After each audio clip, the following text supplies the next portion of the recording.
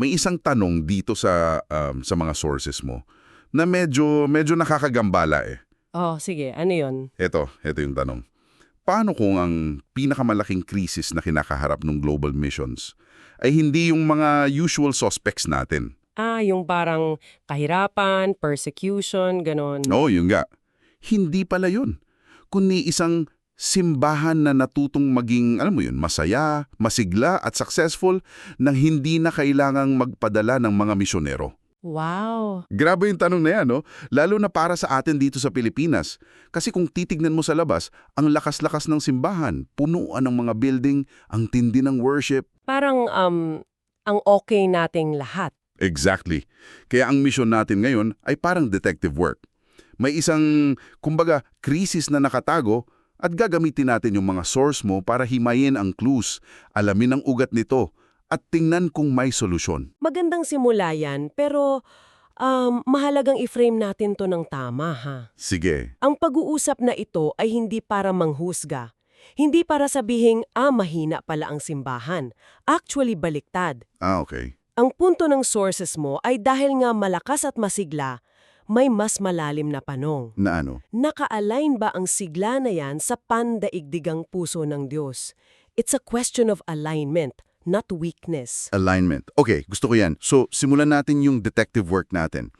Itong idea ng thriving without sending, paano nangyayari na ang isang buhay na pananampalataya parang nananatili lang sa loob ng bansa? Parang may invisible wall? Oo, parang may invisible wall. Well, ayon sa research mo, hindi pala ito bagong phenomenon. May mga historical presidents na. Talaga? Oo. Halimbawa yung bansang Israel sa Old Testament. Sila ang chosen people, di ba? Nasa kanila ang lahat, ang tipan, ang presensya ng Diyos. Pinagpala sila ng husto. Exactly. Sila yung original blessed nation. So, paano sila naging example ng problema? Dahil yung pagiging pinagpala nila ay naging reason to stay instead of a reason to go. Okay, gets. Paulit-ulit silang sinasabihan ng mga propeta, gaya ni Isaiah, na ang liwanag sa kanila ay para maging ilaw sa mga bansa. Pero ang nangyari, ginamit nila yung liwanag para lang sa sarili nila. Naging inward-focused. Oo, the blessing became a container, not a conduit. Ganon din daw ang nangyari sa mga religious leaders noong panahon ni Jesus. Ang galing nila sa doktrina, sa disiplina, pero napagalitan sila. Bakit? Kasi ang focus nila ay i-preserve ang relihiyon nila, hindi makilahok sa ginagawa ng Diyos sa mundo. Wow. Okay, that makes sense. The blessing became a container. May isang idea dyan sa notes mo na talagang tumatak sa akin. Tinawag niyang pananampalatayang nakakahon. Oo, at yan yung pinaka-core ng diagnosis. Ang tawag doon ay contained faith. Pero linawin natin, ha? Sige. Hindi ito dead faith, hindi patay ang pananampalataya. Buhay na buhay, pero parang isang napakalakas na Ferrari engine na nasa loob lang ng garahe. At hindi kailanman inilalabas sa kalsada. Yun na nga. Umuugong, malakas, pero ang epekto niya ay hanggang sa loob lang ng garahe. Ganda ng analogy na yan. So, yung pananampalataya, nagiging self-referential. Umiikot na lang sa sarili niyang mundo. Exactly. Ang goal na lang ay i-maintain yung ganda sa loob sa halip na ibahagi sa labas. Diyan pumapasok yung sinabi ni Santiago sa Biblia, di ba? Ang pananampalatayang walang gawa ay patay. Oo, sa kontekstong ito, siguro pwede nating sabihin na ang pananampalatayang hindi lumalabas, hindi umaabot, ay nagiging hindi kumpleto. It's a living faith that has stopped growing outwards. Okay, so kung yan yung problema, isang contained faith, saan yung ugat? Bakit tayo nagkakaroon ng ganito? Palagay ko, may kinalaman to sa pagtingin natin sa Great Commission. Tama ba? Tumpak! Diyan talaga nagmumula ang lahat. Kasi binabanggit sa sources mo na ang Great Commission. Yung utos ni Jesus na humayo. Oo, yung humayo at gumawa ng mga alagad sa lahat ng bansa ay parang na-reduce. Lumiit ang kahulugan para sa marami. Paanong lumiit? Kasi for many, parang ang tingin dyan ay, yan yung para sa mga pastor, sa mga misyonero? O kaya isang department lang sa church. Oo, yun. May missions department katabi ng music department. Parang isang program, hindi yung main event. At yan mismo ang maling pag-unawa. Ayon sa mga pinag-aralan natin, ang Great Commission sa Matthew 28 ay hindi isang side assignment. Hindi extracurricular activity. Hindi. It's presented as our defining identity. Ang lohika sa source mo, simple lang. Dahil si Jesus ang may-ari ng lahat ng authority, therefore ang message niya ay para sa lahat. Makes sense. Hindi pwedeng ihiwalay yung pagsunod sa kanya sa pakikibahagi sa misyon niya. May isang linya dyan na sobrang powerful. To belong to Christ is to belong to His mission. Teka, ulitin natin yun. To belong to Christ is to belong to His mission. So, hindi pala siya optional. Hindi. Hindi siya para sa mga spiritually adventurous lang. Kung Kristiyano ka, kasama yan sa package deal. Hindi lang kasama sa package deal. Ito mismo ang package deal. Ang pagtanggap mo sa Ebanghelyo ay kasama ng pagiging katiwala nito para sa iba. Okay, mind blown. Pero kung ganun pala ka-central yan, bakit parang hindi yan ang nararamdaman natin sa maraming simbahan?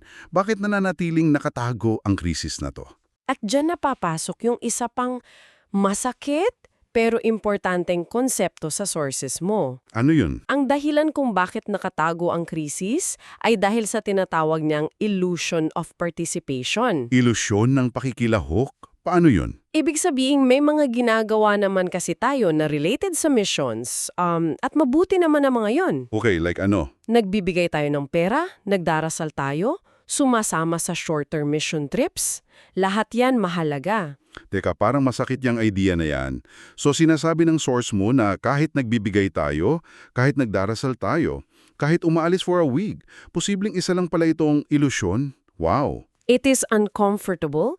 Ang argumento ay hindi yung masama ang mga gawain yun, ha? Ang punto ay, Ay ano? ang mga gawain yun ay pwedeng magbigay sa atin ng pakiramdam na nakikilahok na tayo nang hindi naman talaga nangangalilangan ng malalim at personal na pagbabago. Ah, It allows us to feel involved without being truly transformed for the mission. pero para maging fair, di ba? Mahalaga pa rin yan. Mas mabuti na yan kesa wala. Oo naman. At sinasagot niya yan by making a distinction between enthusiasm and formation.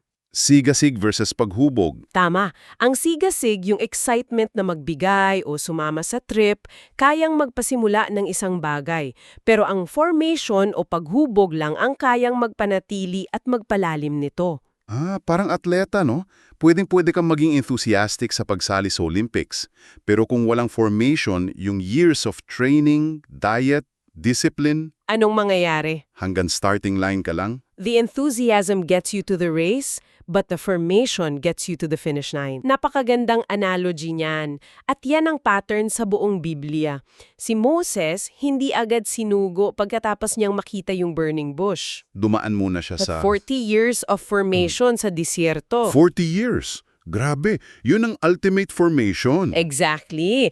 Ang mga disipulo ni Jesus, 3 taon silang kasama niya, pero puno yun ng kabiguan, hindi pagkakaunawaan. Paghihintay. Oo, hinubog muna sila. Maging yung unang simbaan sa Acts 2, hindi lang sila puro sigasig. Sinasabi doon na sila'y nanatili sa turo, sa panalangin, sa pagbabahagian. May intentional formation na nangyari. At kapag wala yung formation na yan, apektado ang mga structure natin. Ito yung isa pang point sa notes mo. Kapag ang mga structure natin sa simbahan, sa pamilya, ay hindi sinasadyang i-design nyo para sa pagsusugo, ang default ay pananatili. Tama. Kung hindi ka sinasadyang lumangoy upstream, aano rin ka lang ng agos downstream. Yun ang default. So, paano yan nag-a-apply? Halimbawa, sa isang pamilyang Kristiyano. Paano nagiging pananatili lang ang default natin sa bahay? Sinasabi sa source mo na sa pamilya, yung pagmamahal natin sa mga anak, kapag walang formation, ay nagiging purong proteksyon. Gusto natin silang i-shield. Oo, ang goal natin bigyan sila ng komportabling buhay. Pero kung may formation, ang pagmamahal ay nagiging paghahanda. Pinapalaki natin sila hindi lang para maging successful, kundi para maging matatag at handang isugo. So sa kabataan naman, Ang calling ay nagiging simpleng pagpili na lang ng kurso o karera. Instead na isang tanong na, Panginoon, saan mo gustong gamitin ang buong buhay ko? Ang lalim nun. So yung buong sistema pala, kung hindi natin babantayan, ay nakadisenyo para panatilihin tayong komportable at safe. At yan ang bigger picture. At ito ang prinsipyo. Formation always precedes movement. Ang paghubog ay laging nauuna sa pagkilos. Ang kailangan pala natin ay hindi lang isang bagong missions program, kundi isang culture shift. Isang pagbabago sa mismong pananaw natin. Oo, sa kung ano ang pananampalataya, tagumpay at pagsunod. At dito na tayo dinadala ng sources mo sa mga harder questions, mga tanong na hindi masasagot ng sigasig lang. Hindi talaga. Tulad ng, paano natin huhubugin ang mga mananampalataya na makita ang mga bansa hindi bilang isang charity case, kundi bilang kanilang personal na responsibilidad? At kasunod niyan, paano natin babaguhin ang sukatan ng tagumpay sa simbahan? Paano kung ang tunay na tagumpay pala ay hindi yung dami ng tao sa building, Kundi, yung dami ng taong handa nating i-release o isugo palabas ng building? That's a radical thought. sobra. At ang pinakamalaki sigurong tanong, paano magtutulungan ang simbahan, paaralan at pamilya para gawing normal ang sakripisyo? Para ang pag-alis para sa misyon ay hindi isang bagay na kakaiba, kundi isang bagay na inaasahan at hok Ipinagdiriwang. o ibinagdiriwang. At ang mga tanong na yan ay humihingi ng pasensya. Hindi yan overnight. Ang formation na kailangan ay isang mahaba at sinasadyang proseso. Okay, gawin nating mas personal ito. Let's bring this home. May isang bahagi sa research mo na direktang kumakausap sa atin bilang mga Pilipino. Sabi doon, ang Pilipinas daw ay may strategic positioning. Anong ibig sabihin nun? Binanggit doon ang ilang katangian na parang perfect storm ng potential. Isipin mo to, bata ang populasyon natin. So may energy, Digitally connected tayo. may reach, at may mga OFW na Exactly. napanganak as an up this point. Meron na tayong mga cultural bridges sa Asia, sa Middle East, sa Africa, parang inihanda na ng Diyos ang lahat. So with all that potential, nasaan yung disconnect? Kasi sa kabila ng lahat ng yan, sabi sa source mo, ang global missions ay nananatiling nasa gilid lang. Hinahangaan, pero parang hobby. Oh, parang hobby, hindi mainstream. At yan ang malaking hamon. The potential is massive, but the activation is minimal. Dito tayo binabalikan sa tanong tungkol sa sukatan ng tagumpay. Okay. Ang tunay na sukatan daw ng isang malusog na simbahan ay hindi lang yung paglago niya sa sarili niyang bakuran. Ang tunay na sukatan ay ang faithful alignment with God's global purposes. Wow. At ito ang pinaka-punchline ng buong pag-aaral. Ang misyon ay hindi isang optional na programa ng simbahan. Ito ang dahilan. Ito ang mismong dahilan kung bakit umiiral ang simbahan. The church exists for mission, just as a fire exists for burning. Wow. The church exists for mission. So, anong ibig sabihin nito para sa iyo na nakikinig? Kung ibubuod natin yung naging journey natin, nagsimula tayo sa awareness, nakita natin yung krisis, tapos nakita natin ang ugat, yung pangangailangan for real formation, hindi lang enthusiasm. At ang logical na kasunod niyan, siyempre, ay action. At yung analogy ng dam na ginamit sa source mo ay perfect para dito. Ang pananampalatayang nakakulong ay parang ilog na hinarangan ng dam. Magandang tingnan. Sa malayo, mukha siyang kahanga-hanga, isang malaking lawa ng tubig. Pero ang totoo, pinipigilan niya yung tubig na dumaloy at magbigay buhay sa mga tuyong lupain sa ibaba. So, ang challenge ay hindi kung paano palalakihin pa yung tubig. Kundi kung paano bubuksan ng dam. Kaya ang hamon na iniiwan sa atin ay hindi na kung kaya pa ba nating lumago. Napatunayan na natin yan. Ang tanong ngayon ay kung handa ba tayong go further. Lumayo pa sa pagsunod? Lumayo pa sa pananampalataya at lumayo pa sa pagtitiwala. Kahit na ang ibig sabihin nito ay pag-alis sa ating comfort zone. At dito tayo nagtatapos sa isang huling mapaghamong kaisipan para sa iyo, base sa lahat ng napag-usapan natin. Ano yan? Ang tanong ay hindi na kung kaya ba ng Pilipinas na maging isang sending nation. Ang lahat ng ebidensya, lahat ng potensyal ay sumisigaw ng isang malaking Oo. So anong tunay na tanong? Ang tunay na tanong ngayon ay kung handa ba tayong maging isa? Handa ka ba? Handa ba tayong hayaan ang Diyos na gambalain ang mga komportabling buhay na binuo natin para maisulong ang kanyang mga layunin sa buong mundo? Grabe. Iniiwan ka namin sa isang panawagan na narinig ni Propeta Isaías. Ang sagot niya ay simple, pero nagbago ng lahat. Here am I, send me. Narito ako, isugo mo ako. Isang panawagan na.